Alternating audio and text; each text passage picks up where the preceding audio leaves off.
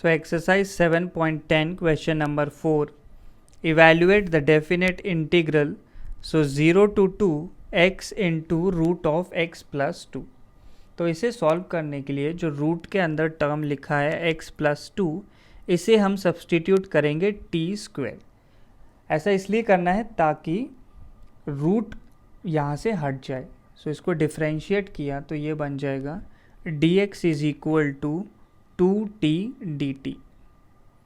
और साथ में हमें लिमिट्स भी चेंज करनी होगी। तो लोअर लिमिट है x इज इक्वल टू 0, तो ये सब्सटीट्यूट करने पे टी स्क्वायर की वैल्यू बन जाएगी 2, या फिर t को हम लोग लिख सकते हैं √2। नेक्स्ट x को सब्सटीट्यूट किया 2, तो वैल्यू बन जाएगी T square is equal to 4, तो t की वैल्यू यहाँ से आ जाएगी 2। तो हमें पॉजिटिव वैल्यूज ही कंसिडर करनी है क्योंकि हमने फंक्शन ही इस तरीके का अज्यूम किया है। तो इस इंटीग्रल को हम लोग चेंज करेंगे तो ये होगा I is equal to integral, so 0 to 2 है तो 0 की जगह आ जाएगा √2 और 2 की जगह आया है 2। सो ये बन गया हमारे पास।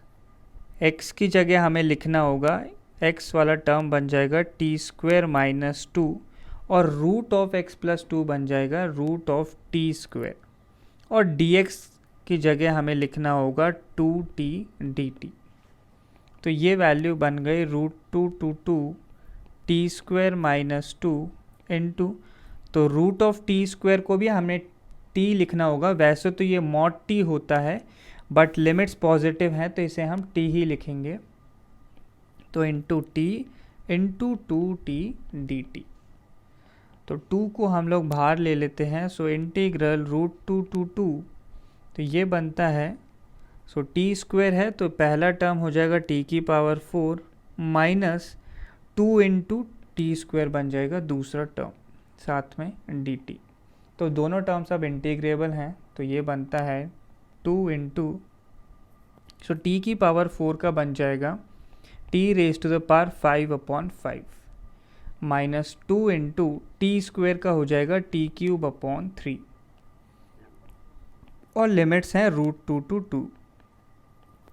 पहले अपर लिमिट सब्सटीट्यूट करेंगे तो ये बनेगा 2 raise to the power 5/5 minus 2/3 into 2³। तो ये अपर लिमिट रखने पे टर्म बन गया, माइनस जब लोअर लिमिट रखेंगे तो ये बनता है √2 raise to the power 5/5 minus 2/3 into √2 raise to the power 3। So 2 into 2 raise to the power 5 होता है 32, सो 32/5 माइनस 2³ होता है 8, तो ये बन गया 16/3 माइनस, अब √2 की पावर 5 है तो √2 की पावर 5 को हम लिख सकते हैं √2 की पावर 4 इंटू √2, और √2 की पावर 4 हो जाएगा 4। सो ये बन जाएगा 4√2/5 माइनस, अब √2³ है तो √2 इंटू √2 हो जाएगा 2 इंटू एक और √2 आएगा तो 2√2, और बाहर एक 2 और है तो ये बन जाएगा 4√2/3।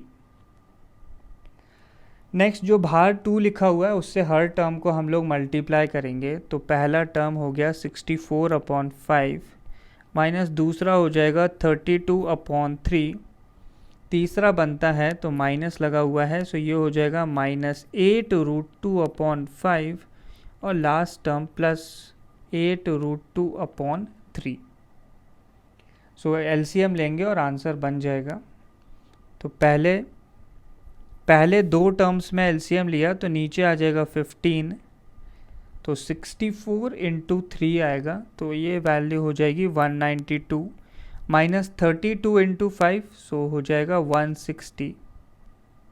नेक्स्ट प्लस यहाँ पे बाकी दो टर्म में भी एलसीएम लिया तो 15, तो 8√2 हम लोग कॉमन ले लेंगे, 8√2 कॉमन, तो ब्रैकेट में ध्यान रखना है 5 - 3 बनेगा क्योंकि 5 दूसरे टर्म में मल्टीप्लाई होगा तो वो पॉजिटिव है और पहला टर्म नेगेटिव है जिसमें 3 मल्टीप्लाई होगा।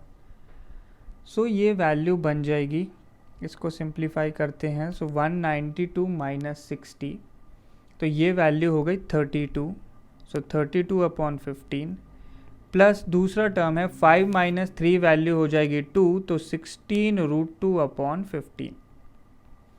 सो नीचे तो 15 ही रहेगा कॉमन, ऊपर हम लोग 16 कॉमन ले सकते हैं।